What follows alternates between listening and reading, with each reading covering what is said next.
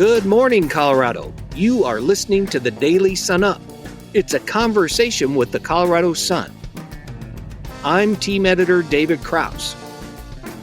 Before we jump into today's conversation, here is a quick message from our sponsor.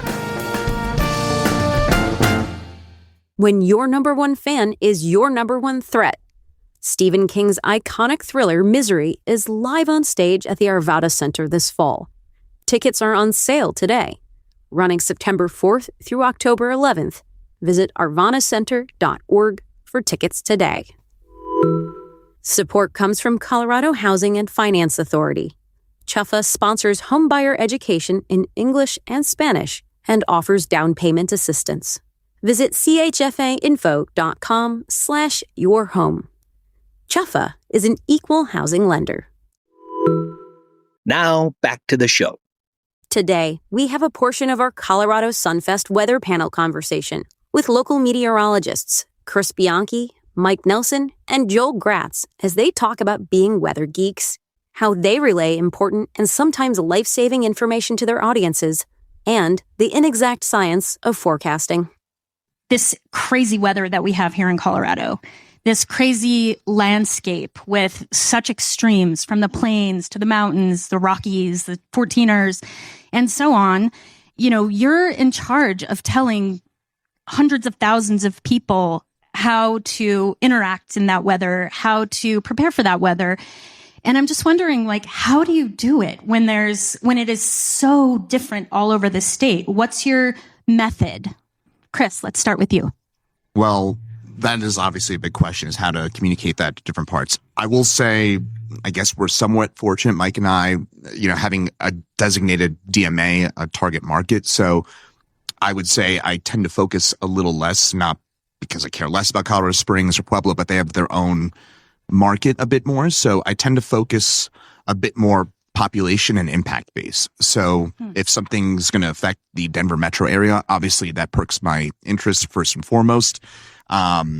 If it's in the mountains, is it a big ski week? Is it a huge storm? Is it, for example, if it's a Friday afternoon, then I'm going to focus more on it. If it's an overnight storm, 3 to 6 inches in the mountains, Tuesday night into Wednesday, I'll leave that to Joel a bit more, but if Denver's getting an inch of snow Wednesday morning, there's no hard rule for it, but I try to base it off population and general impact first and foremost.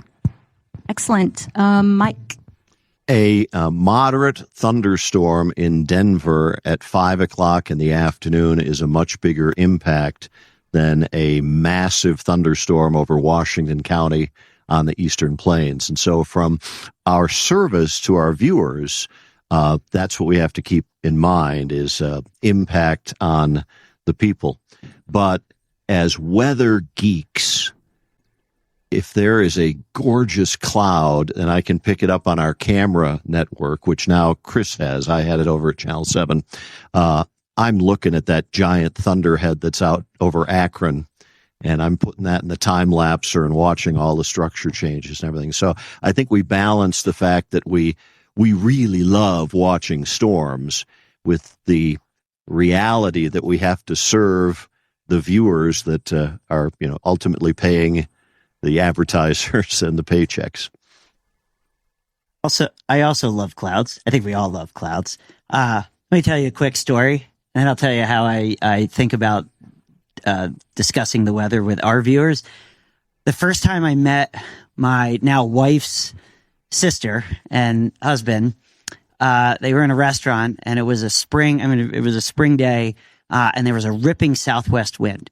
And on a ripping southwest wind, often you can get dust carried from lake beds in northern Arizona, northern New Mexico, and dust flies up here into Colorado. And occasionally you can see that on satellite images, and you just see this plume of dust coming up. And that was one of those times.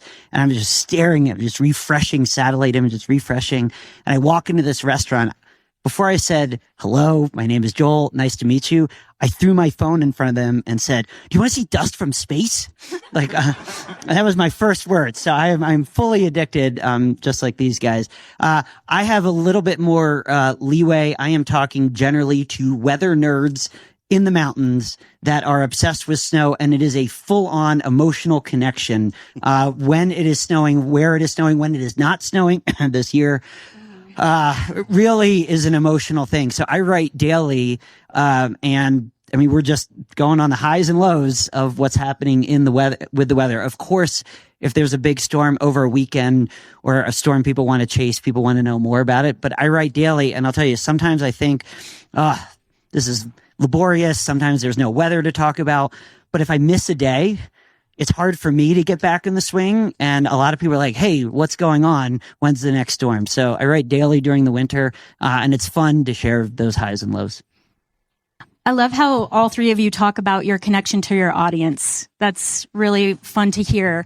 One follow-up I have, though, so, you are talking about your audiences, and what I'm hearing as the rural reporter for Colorado Sun is maybe communities that are left out. And, I'm talking about the edges of the state, the far corners, people who do not have such a connection to what any of you are talking about. Where are they, where should they be looking to get their daily forecasts? Well, I'd have to say, first of all, that open snow is without a doubt my favorite spot to get mountain information. Joel, your team does a tremendous job. Yeah. So if you haven't checked out opensnow.com, that is a great resource.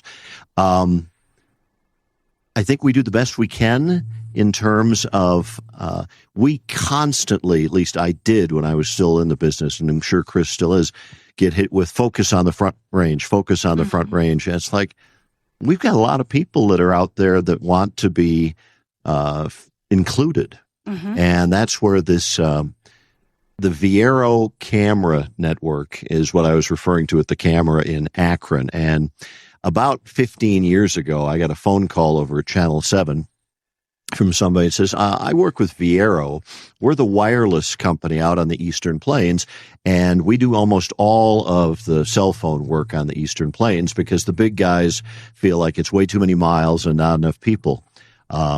And we have a network of cameras that are up on our cell towers that we use to monitor things because they're very remote. They're all pan, tilt, zoom, and they're high definition.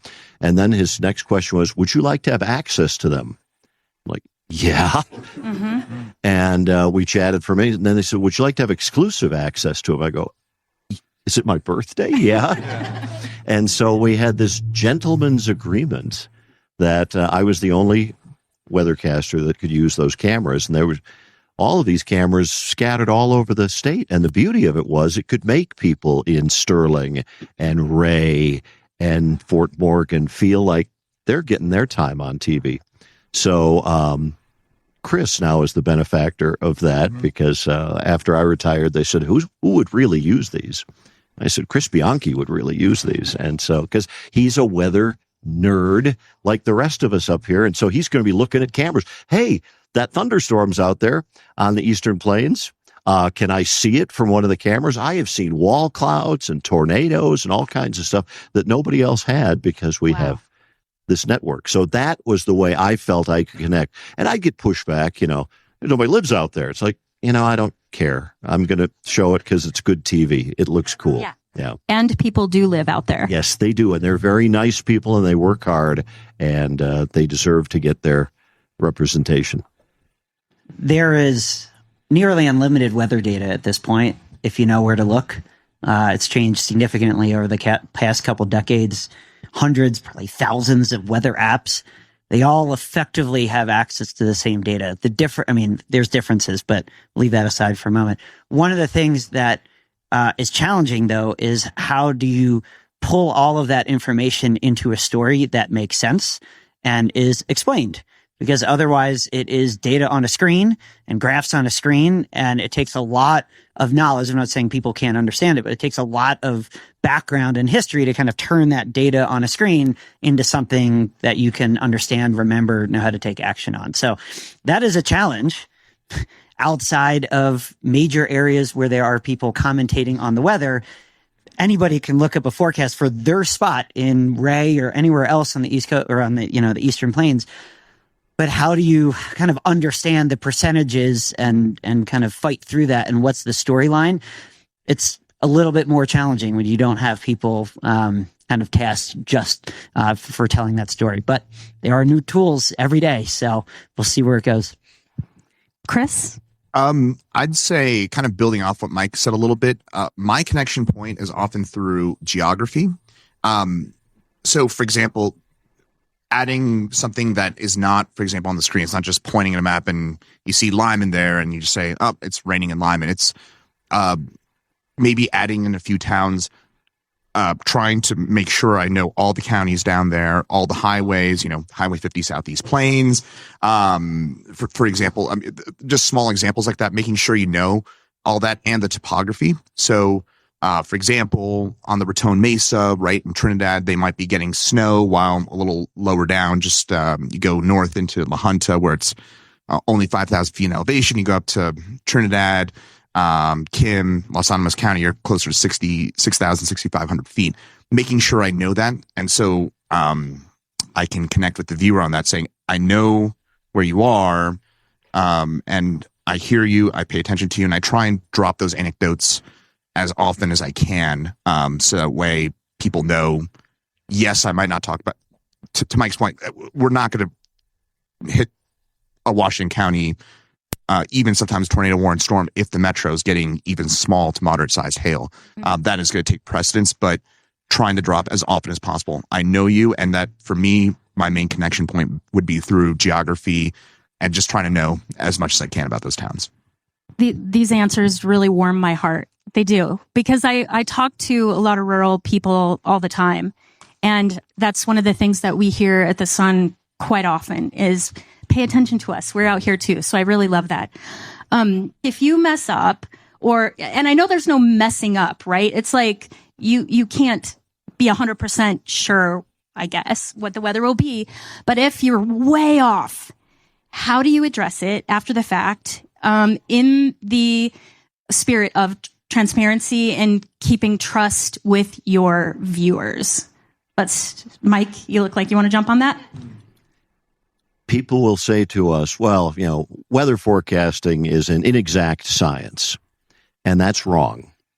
It is a very exact science. It follows all of the laws of physics. What it is an exceedingly complicated science. And so it is difficult to try and predict how a parcel of air, a little bubble, will come up and over 14,000 feet of mountains and down onto the plains, and how that is going to move and change with time. We're better at it by far than we were when I started in this career in the 70s, but we'll never be perfect.